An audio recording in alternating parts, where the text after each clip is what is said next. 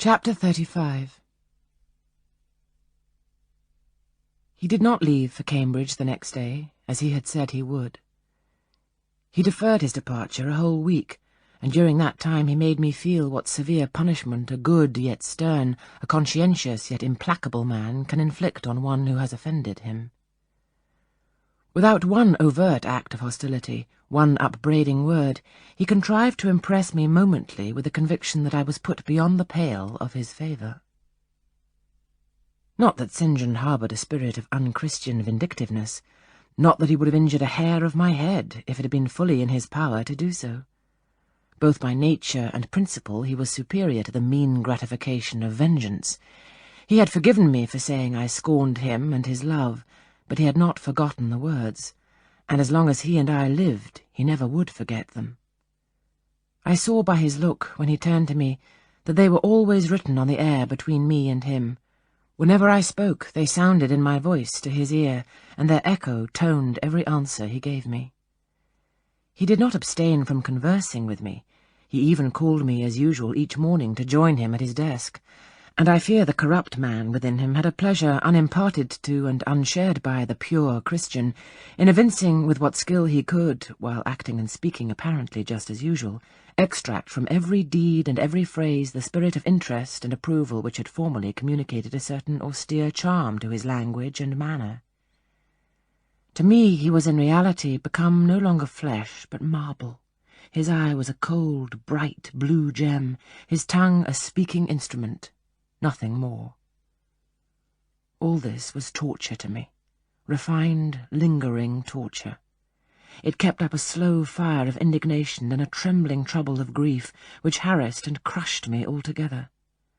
I felt how, if I were his wife, this good man, pure as the deep, sunless source, could soon kill me, without drawing from my veins a single drop of blood, or receiving on his own crystal conscience the faintest stain of crime. Especially I felt this when I made any attempt to propitiate him. No ruth met my ruth. He experienced no suffering from estrangement, no yearning after reconciliation, and though, more than once, my fast-falling tears blistered the page over which we both bent, they produced no more effect on him than if his heart had been really a matter of stone or metal. To his sisters, meantime, he was somewhat kinder than usual. As if afraid that mere coldness would not sufficiently convince me how completely I was banished and banned, he added the force of contrast, and this I am sure he did not by malice, but on principle. The night before he left home, happening to see him walking in the garden about sunset, and remembering as I looked at him that this man, alienated as he now was, had once saved my life, and that we were near relations, I was moved to make a last attempt to regain his friendship. I went out and approached him as he stood leaning over the little gate. I spoke to the point at once. "St. John, I am unhappy because you're still angry with me. Let us be friends."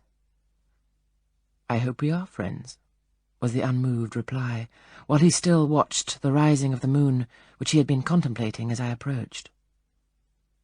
"No, St. John, we are not friends as we were. You know that."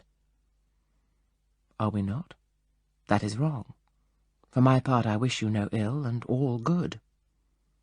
"I believe you, St. John, for I am sure you are incapable of wishing anyone ill.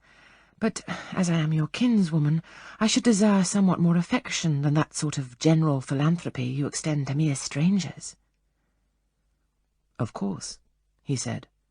"Your wish is reasonable, and I am far from regarding you as a stranger." This, spoken in a cool, tranquil tone, was mortifying and baffling enough. Had I attended to the suggestions of pride and ire, I should immediately have left him, but something worked within me more strongly than those feelings could. I deeply venerated my cousin's talent and principle. His friendship was of value to me. To lose it tried me severely. I would not so soon relinquish the attempt to reconquer it. "Must we part in this way, St. John? And when you go to India, will you leave me so, without a kinder word than you have yet spoken?" He now turned quite from the moon, and faced me. "When I go to India, Jane, will I leave you?" "What? Do you not go to India?" You said I could not unless I married you. And you will not marry me? You adhere to that resolution? Reader, do you know, as I do, what terror those cold people can put into the ice of their questions? How much of the fall of the avalanche is in their anger, of the breaking up of the frozen sea in their displeasure? No, St. John, I will not marry you. I adhere to my resolution. The avalanche had shaken and slid a little forward, but it did not yet crash down. Once more, why this refusal? He asked. Formerly, I answered, because you did not love me. Now, I reply, because you almost hate me. If I were to marry you, you would kill me. You are killing me now. His lips and cheeks turned white, quite white. I should kill you. I am killing you. Your words are such as ought not to be used, violent, unfeminine, and untrue. They betray an unfortunate state of mind. They merit severe reproof. They would seem inexcusable, but that it is the duty of man to forgive his fellow even until 77 times. I had finished the business now. While earnestly wishing to erase from his mind the trace of my former offence, I had stamped on that tenacious surface another and far deeper impression. I had burnt it in. "Now you will indeed hate me," I said. "It is useless to attempt to conciliate you. I see I have made an eternal enemy of you." A fresh wrong did these words inflict, the worse because they touched on the truth. That bloodless lip quivered to a temporary spasm.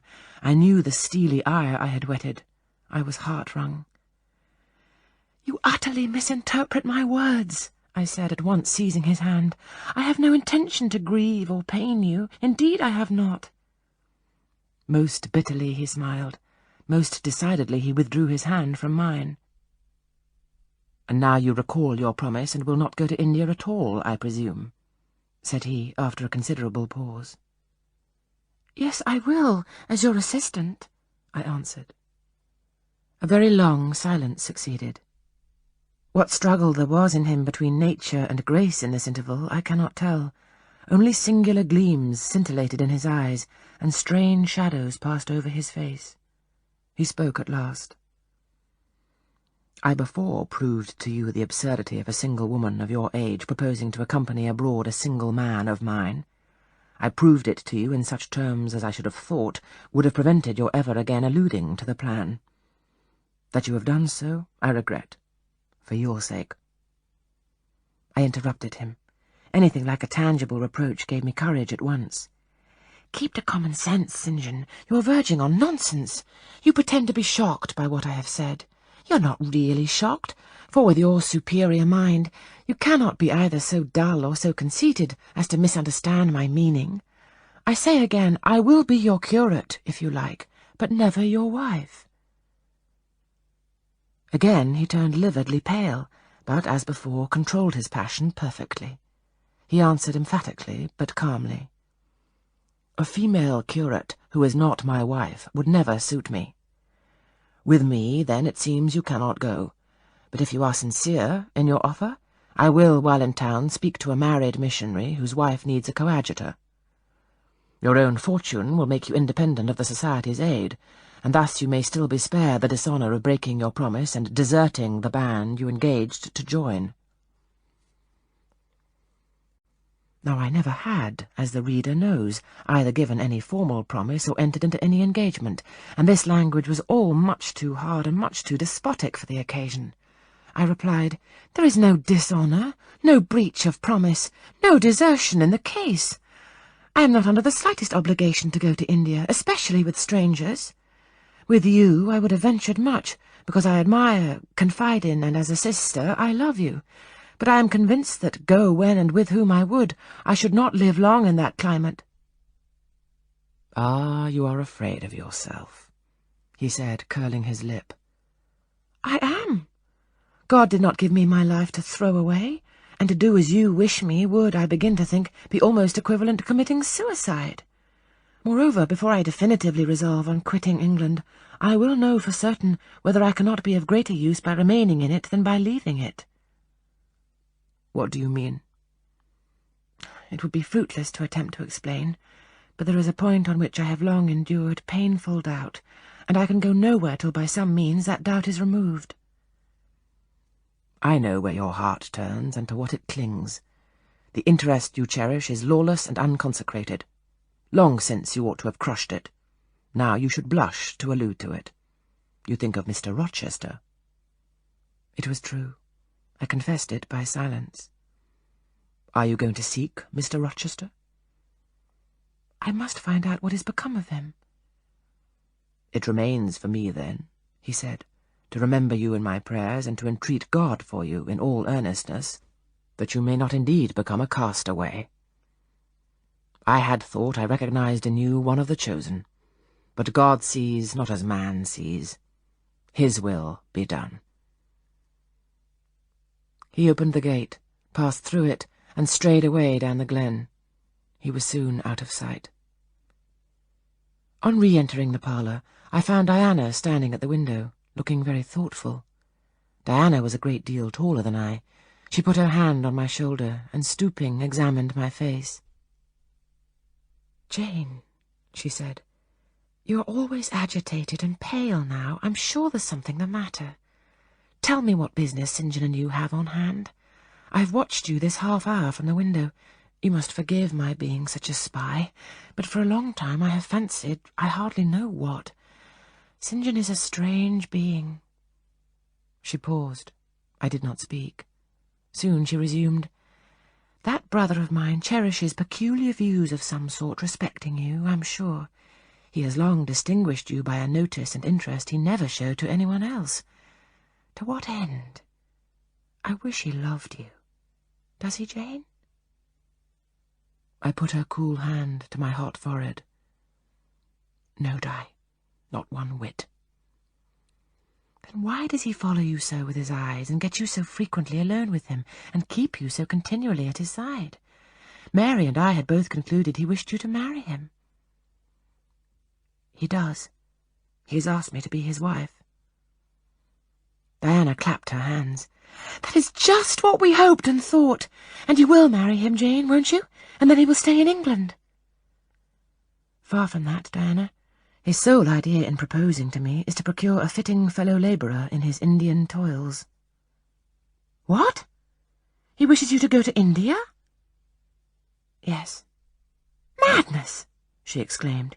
"You would not live 3 months there, I'm certain. You never shall go. You've not consented, have you, Jane?" "I have refused to marry him." "And have consequently displeased him?" she suggested. "Deeply. He will never forgive me, I fear. Yet I offered to accompany him as his sister." "It was frantic folly to do so, Jane. Think of the task you undertook, one of incessant fatigue, where fatigue kills even the strong, and you are weak.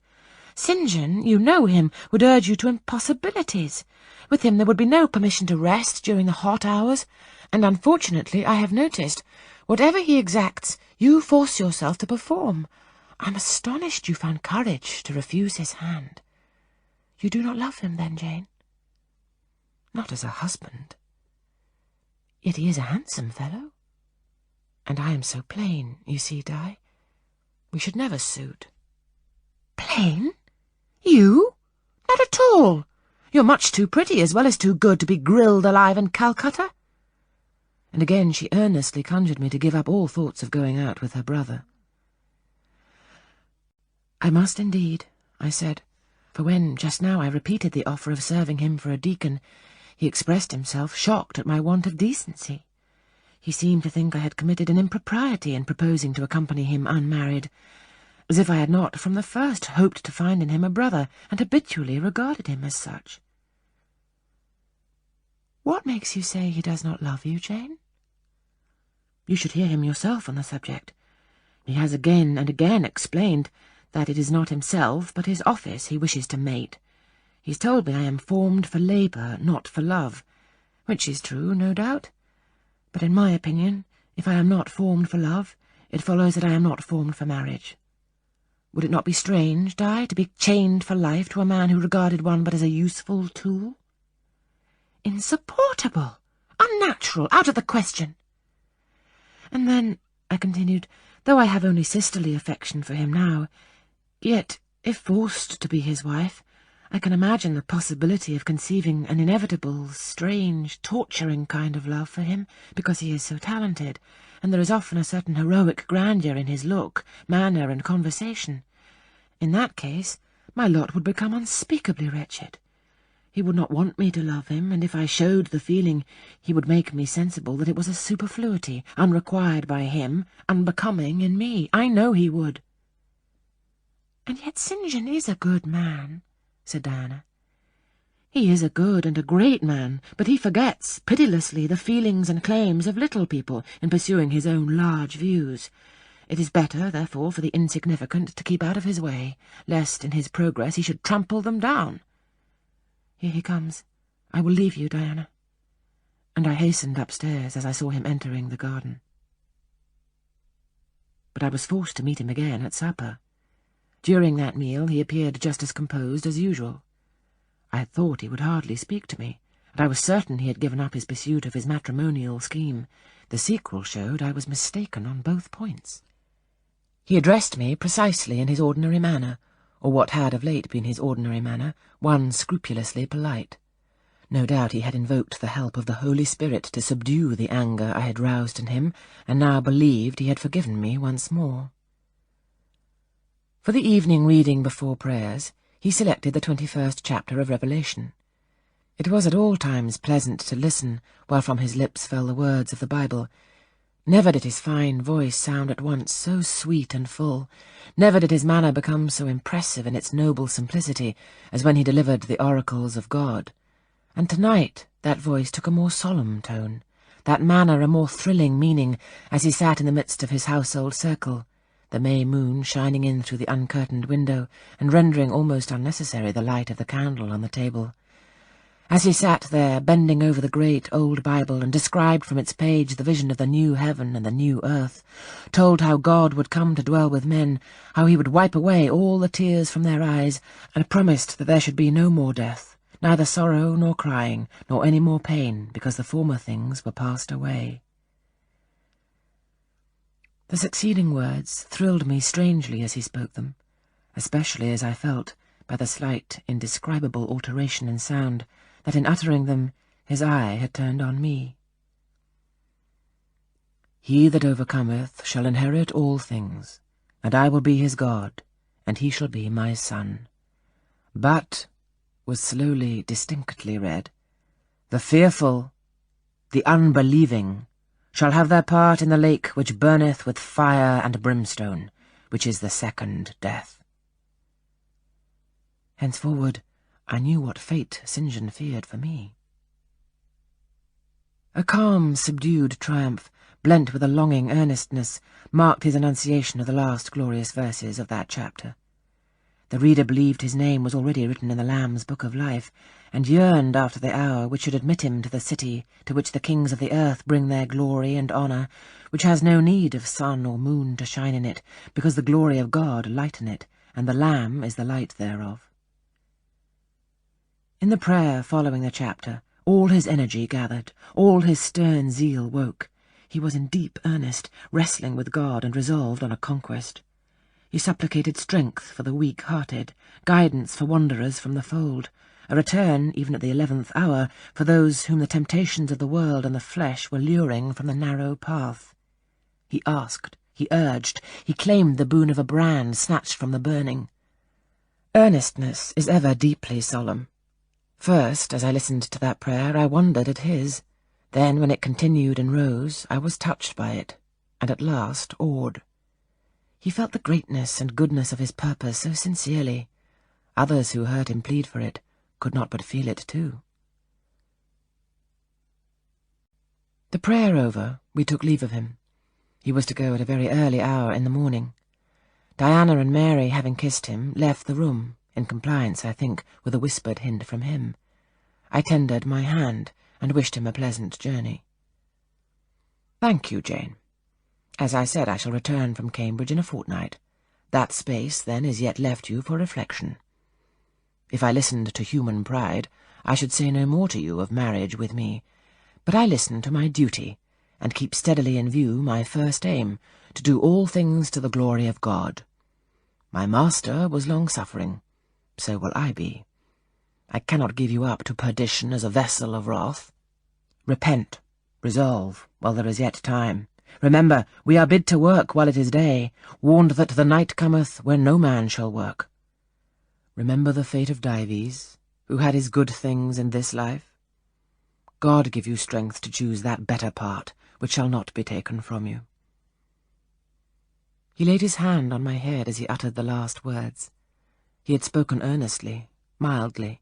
His look was not, indeed, that of a lover beholding his mistress, but it was that of a pastor recalling his wandering sheep, or better, of a guardian angel watching for the soul for which he is responsible.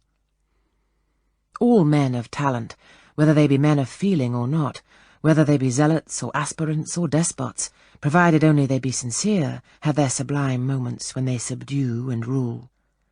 I felt veneration for St. John, veneration so strong that its impetus thrust me at once to the point I had so long shunned. I was tempted to cease struggling with him, to rush down the torrent of his will into the gulf of his existence, and there lose my own. I was almost as hard beset by him now as I had been once before in a different way by another. I was a fool both times. To have yielded then would have been an error of principle. To have yielded now would have been an error of judgment. So I think at this hour, when I look back to the crisis through the quiet medium of time, I was unconscious of folly at the instant. I stood motionless under my Hierophant's touch. My refusals were forgotten, my fears overcome, my wrestlings paralyzed. The impossible, that is, my marriage with St. John, was fast becoming the possible. All was changing utterly with a sudden sweep. Religion called, angels beckoned, God commanded, life rolled together like a scroll. Death's gates opening showed eternity beyond. It seemed that for safety and bliss there, all here might be sacrificed in a second. The dim room was full of visions. "Could you decide now?" asked the missionary. The inquiry was put in gentle tones. He drew me to him as gently. Oh, that gentleness! How far more potent it is than force! I could resist St. John's wrath. I grew pliant as a reed under his kindness. Yet I knew all the time, if I yielded now, I should not the less be made to repent some day of my former rebellion. His nature was not changed by 1 hour of solemn prayer. It was only elevated. "I could decide if I were but certain," I answered. "Were I but convinced that it is God's will I should marry you, I could vow to marry you here and now, come afterwards what would."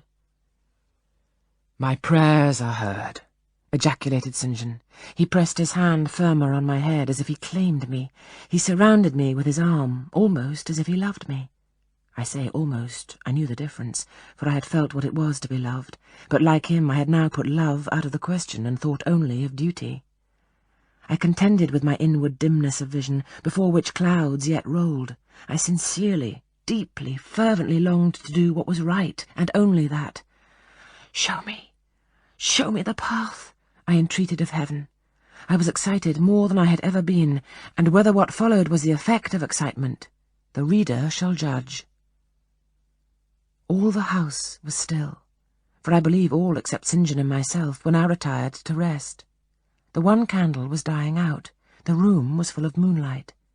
My heart beat fast and thick. I heard its throb. Suddenly it stood still to an inexpressible feeling that thrilled it through and passed at once to my head and extremities. The feeling was not like an electric shock, but it was quite as sharp, as strange, as startling. It acted on my senses as if their utmost activity hitherto had been but torpor, from which they were now summoned and forced to wake. They rose expectant. Eye and ear waited while the flesh quivered on my bones. "What have you heard? What do you see?" asked St. John.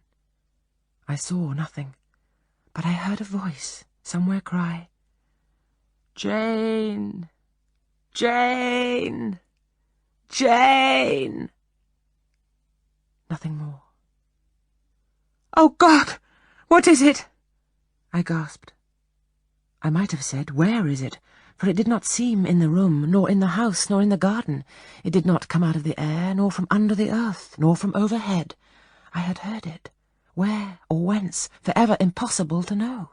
And it was the voice of a human being, a known, loved, well-remembered voice, that of Edward Fairfax Rochester, and it spoke in pain and woe wildly, eerily, urgently.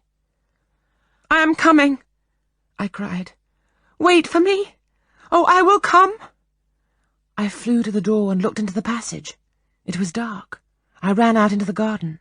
It was void. "Where are you?" I exclaimed.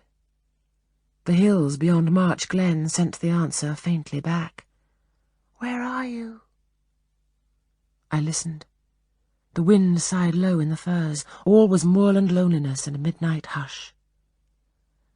"Down, superstition," I commented, as that spectre rose up black by the black yew at the gate.